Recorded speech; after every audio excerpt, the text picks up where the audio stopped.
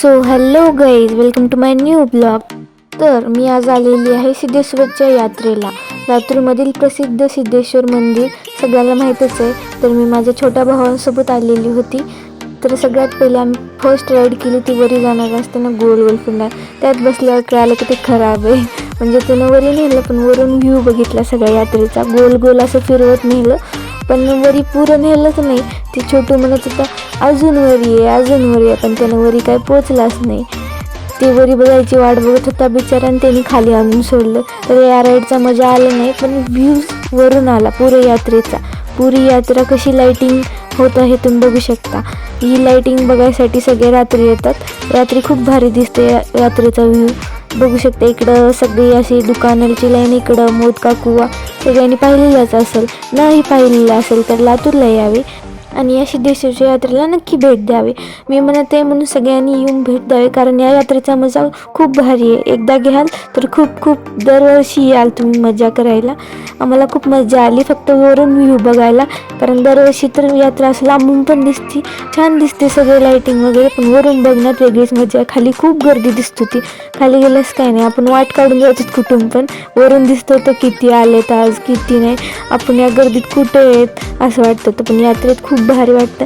आणि टोटल रातपाळणे 5-6 असतील आणि सगळ्यात मोठावाला असतं ना, त्यात बसायची हिंमत होत नाही. मी एकातच बसले तर पुरं असं चक्कर आल्यावर झालं. पायाखालची जमीन अशी पुरी हवेत. फर्स्ट टाईम बसवलं ते. आणि हे छोटे छोटे लेकरांचे पण आहेत ना, त्यात पण छोट्यांना बसवायचं. आमच्यासोबतचे जे छोटे म्हणलं त्यांना मोठ्या पाळण्याची भीती वाटत नव्हती. ते आमच्यासोबत मोठ्या पाळण्यात बसले. त्यांना मोठ्या पाळण्याची भीती वाटत नाही, मला वाटली. ते म्हणाले दीदी आम्हाला सांभाळायचं तर आम्ही तुला सांभाळावं लागते. कारण ते मोठ्या पाळण्यात बसलो ना, तेव्हा पुरं असं गोरगोर फिरताना व्हिडिओ करायचं काय मला फोन धरायचं सुद्धा लक्षात नव्हतं. हातच सुटतील असं वाटत होतं, कारण हवेत होतं ना. मला खूप भीती वाटत होती. ते छोटू माझ्या तोंडाकडे बघत होते की दीदी एवढी मोठी असून भीते. मग मला वाटली भीती थोडीशी, कारण मी फर्स्ट टाईम बसले होते ना. पुरा पाळणा मी ह्या साईडला बसले होते असं इकडल्या साईडला, म्हणजे पुरा पाळणा हल्ला की पायाखाली पाय असं तर कापत होते. म्हणून ह्यांना काय वाटलं नाही. ह्यांची स्माईल बघा, ह्यांना बघून वाटत आहे का हे भेलत म्हणून असं गोल फिरताना. मला वाटत होती भीती. आता थांबलं थोडं थोडं स्लो गेलेत म्हणून व्हिडिओ करायले. हे दोन्ही छोटू तर असे पार्कमध्ये आल्यासारखे बसले होते. जसं काय यांना धरायची गरज नाही काय नाही, फक्त यांनी पाहण्याची मजा घेत होते. यांनी काय म्हणले बघायचे, एक्सपिरियन्स बघा ह्यांचा.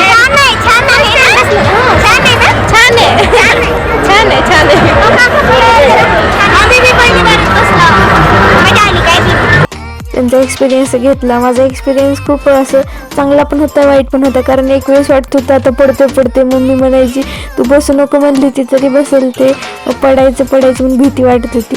आता उतरल्यावर काय नाही, छान वाटायला सगळं फक्त बघायला चांगलं वाटते. मध्ये बसल्यावर वेगळंच वाटते. आणि फर्स्ट टाईम बसलं असं काय नाही.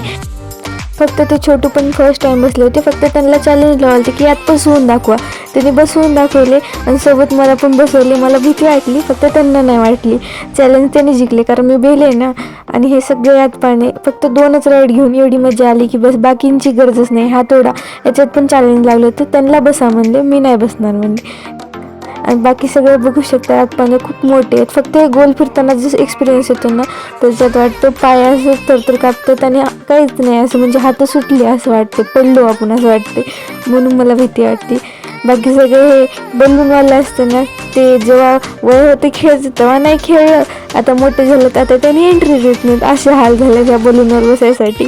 बलूनवर बसायची आता पण इच्छा होती, पण काय करणार, छोटे होते तेव्हाच एंट्री होती, आता एंट्री नाही आहे म्हणून गप्प बसायचं. बाकी सगळं खूप भारी होतं, बघायसारखं होतं. तर व्लॉग आवडला असेल तर नक्की लाईक शेअर आणि सबस्क्राईब करा विसरू नका. आणि चॅनलवर नवीन असाल तर सबस्क्राईब करा. Thank you so much for watching. Bye.